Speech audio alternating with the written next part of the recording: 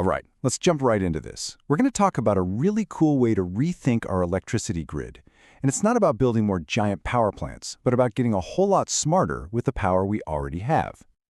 You know the feeling, right? You get home from work, you flip on the lights, start making dinner, maybe throwing a load of laundry. Well, at that exact moment, millions of other people are doing the exact same thing. It's like an energy rush hour, and it puts our entire system under a crazy amount of strain. So why does this daily routine push our power grid right to the edge?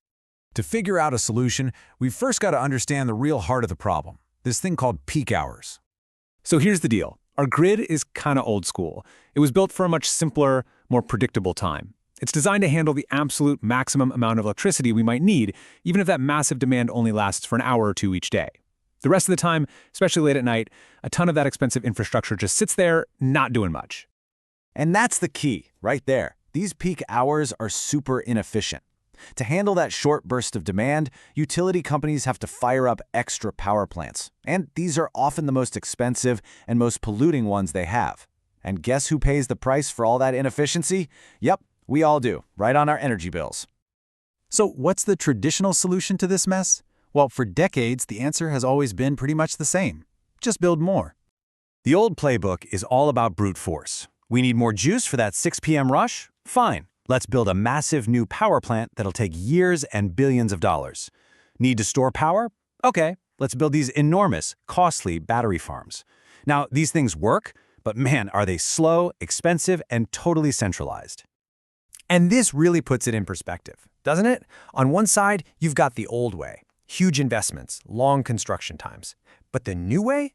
It completely flips the script. It's cheaper. It's way faster to get going, and it actually involves everyone, which makes the whole system more flexible and, well, democratic. And this brings us to this really fascinating concept that turns the whole problem on its head. Instead of a physical battery made of metal and chemicals, imagine a virtual one. This is the big question that changes everything. What if the answer isn't in more concrete and steel, but in coordination and smart technology? What if it's about tapping into this huge overlooked resource, the collective power of all of us in our own homes?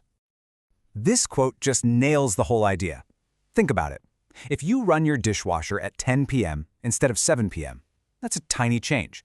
But what if thousands of us do it? All those little shifts add up to a massive drop in demand. It acts just like a giant battery, taking pressure off the grid right when it needs it most. Okay, so that sounds great in theory. But how do you actually coordinate thousands of people to do this? Well, that's where the tech comes in, and it makes it super simple and even rewarding. The tool that basically unlocks this virtual battery is an app called Tarifnik, and its entire purpose is to make being part of a smarter grid as easy as checking the weather on your phone. The basic idea is incredibly simple. The app shows you when the grid is stressed, the red hours, and when it has plenty of power, the green hours. If you shift some of your electricity use to those greener, off-peak times, you earn points. That's it. It's a simple, powerful incentive to help out. And what's awesome is just how easy it is to join. You don't need to buy any special expensive gear. If you have an account with the right utility provider, you're in. And for people who do have things like smart meters or EV chargers, the app can even automate the whole process for you to get the most rewards. Of course, for any of this to actually work, there has to be a really good answer to that age-old question, so what's in it for me? This is the best part. We're not just talking about some high score in a game here. The points you earn are actually valuable. The best way to think about it is like a frequent flyer program, but for your electricity. The smarter you are with your energy, the more rewards you rack up. And these rewards are real things you can actually use. You can cash in your points for direct discounts on your power bill, or you can use them for other cool benefits with companies that have partnered up. So your good habits literally turn into savings in your pocket. And the system is built to be fair. I mean, it makes sense, right? A bigger family that naturally uses more electricity has a bigger potential to help the grid, so they can earn more points. But a smaller apartment or household still gets rewarded in proportion to what they use.